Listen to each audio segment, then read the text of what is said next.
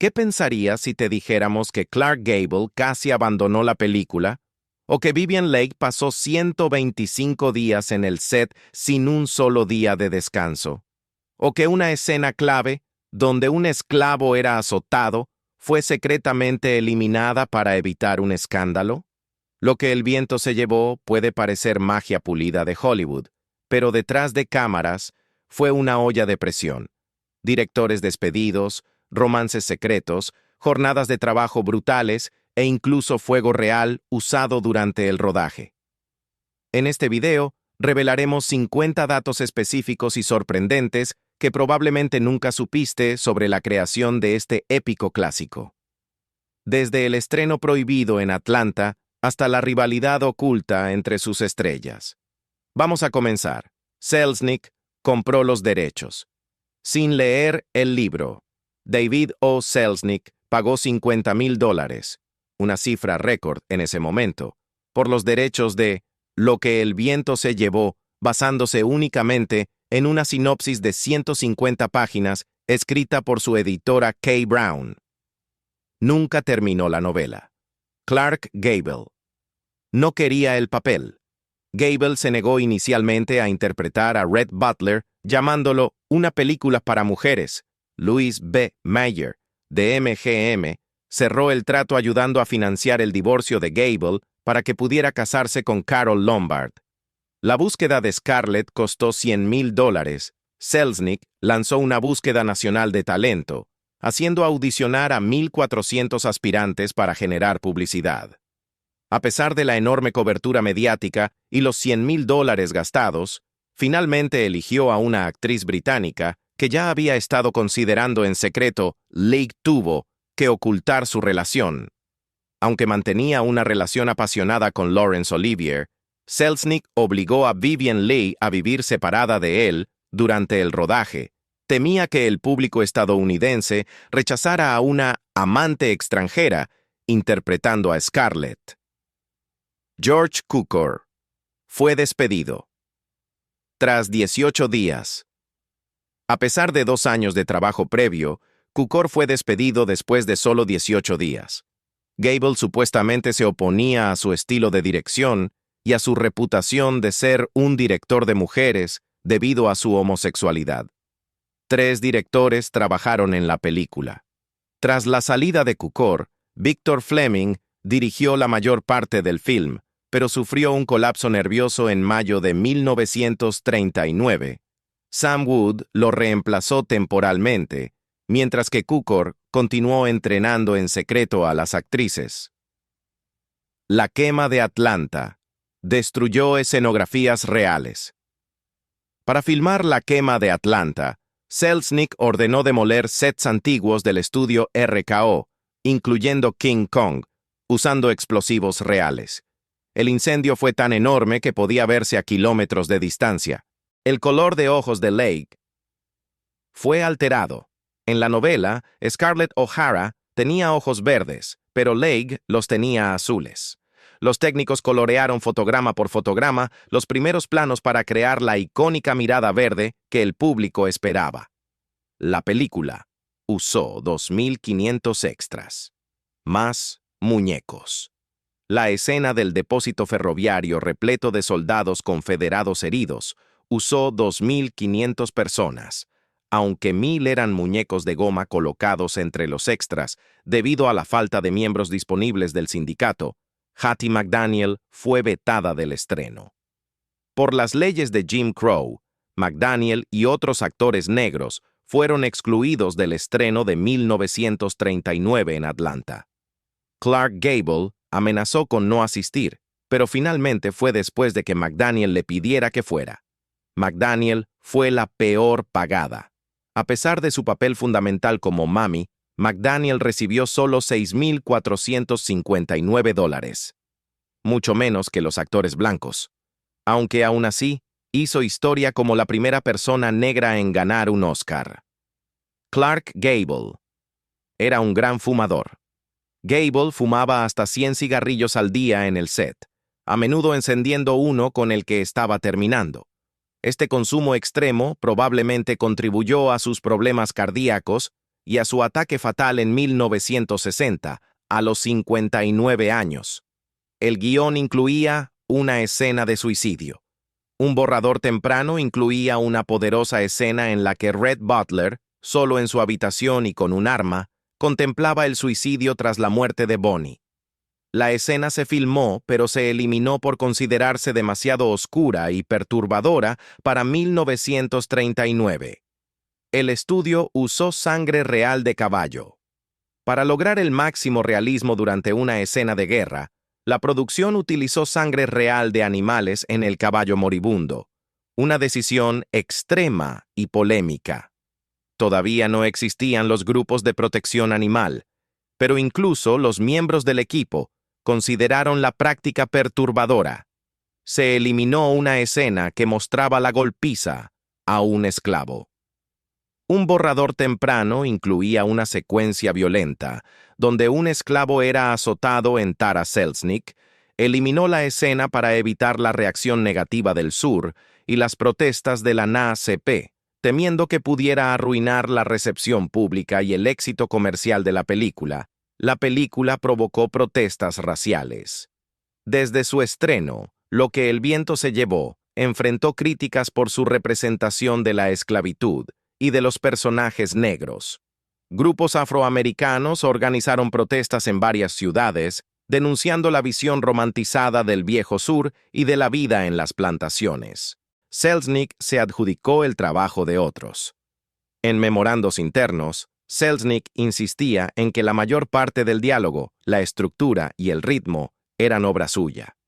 A pesar de las contribuciones de guionistas como Sidney Howard, Ben Hecht y F. Scott Fitzgerald, Selznick afirmó haber construido el 80% del guión final. Se planearon 2 secuelas, ambas fallidas. En la década de 1970 se encargó una secuela titulada Tara, pero se canceló por diferencias creativas. En 1994 salió una miniserie de televisión basada en Scarlett, protagonizada por Joanne Whalley y Timothy Dalton, pero fue duramente criticada y rechazada por la mayoría de los fans. El Oscar de Hattie McDaniel desapareció. Tras la muerte de Hattie McDaniel en 1952, su histórico premio Oscar fue donado a la Universidad Howard. En los años 60, la estatuilla desapareció misteriosamente. Algunos dicen que fue robada. Otros creen que se tiró durante remodelaciones. Hasta hoy, sigue sin aparecer. Sigue siendo la película más taquillera de todos los tiempos, ajustada por inflación. Con más de $3.400 millones recaudados al ajustar por inflación, Lo que el viento se llevó continúa siendo la película más taquillera de la historia. Solo en Estados Unidos ha vendido más de 200 millones de entradas, más que cualquier otro filme. Vivien Leigh. Trabajó 125 días seguidos sin descanso. Vivien Leigh aparece en más del 90% de las escenas y filmó durante 125 días consecutivos, sin un solo día libre. El ritmo extenuante afectó su salud física y mental, especialmente considerando su lucha de por vida contra el trastorno bipolar. Margaret Mitchell nunca escribió otra novela. A pesar de ganar un premio Pulitzer, Margaret Mitchell nunca volvió a escribir otro libro.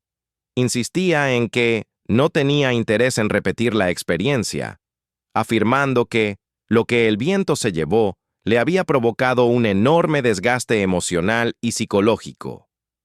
Un maquillador. Creó una nueva fórmula de sudor. Para las escenas ambientadas en Atlanta, los actores necesitaban lucir exhaustos y empapados en sudor. Los maquilladores crearon una mezcla especial de glicerina y agua que mantenía un brillo constante sin derretirse bajo las luces calientes del estudio. Vivien Leigh escribía notas en código en su guión. Vivien Leigh garabateaba notas codificadas y símbolos en su libreto personal para seguir la evolución emocional de Scarlett. Los apuntes eran ilegibles para casi todos, pero Leigh decía que la ayudaban a mantenerse conectada con el caos interno del personaje. Leigh y Gable no tenían química romántica. Vivien Leigh dijo una vez que besar a Clark Gable era como besar a una cabra de montaña, culpando a su intenso hábito de fumar. Gable, por su parte, la consideraba demasiado teatral y resentía las repetidas tomas que, según él, eran una forma de llamar la atención. Una partera real estuvo en el set para la escena del parto de Melanie. Para lograr autenticidad en la escena del nacimiento de Melanie, Selznick contrató a una partera retirada de Georgia. Él la instruyó a Olivia de Havilland y a Vivien Leigh sobre cómo reproducir contracciones, ritmos de respiración y agotamiento posparto con realismo sureño. Gable luchó por mantener el bigote. Inicialmente, las pruebas de maquillaje mostraban a Gable afeitado, pero él se negó a interpretar a Red sin bigote. Señaló la descripción de Mitchell en la novela y afirmó que era esencial para el personaje.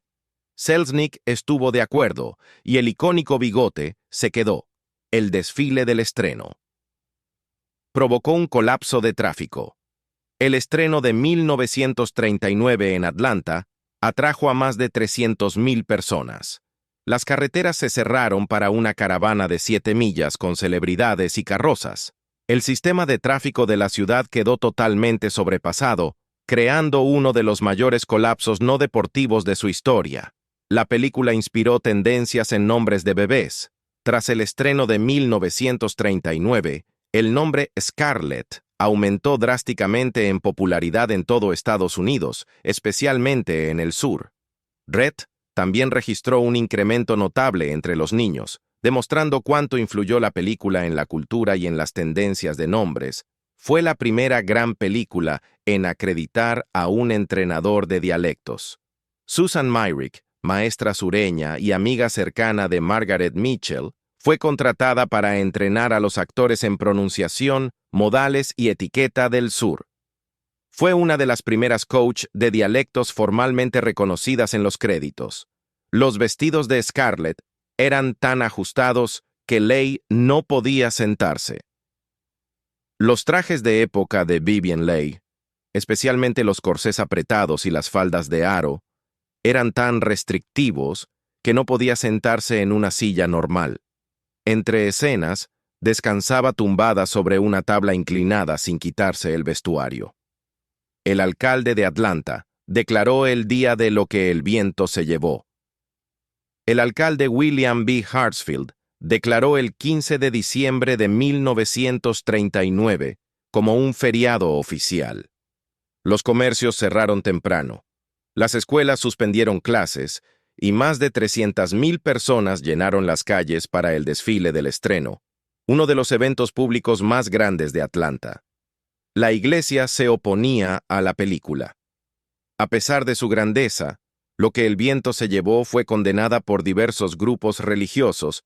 Criticaron su representación del adulterio, la glamorización del divorcio y el uso de la palabra damn, afirmando que socavaba los valores morales y promovía conductas pecaminosas. Leigh mantenía un diario secreto.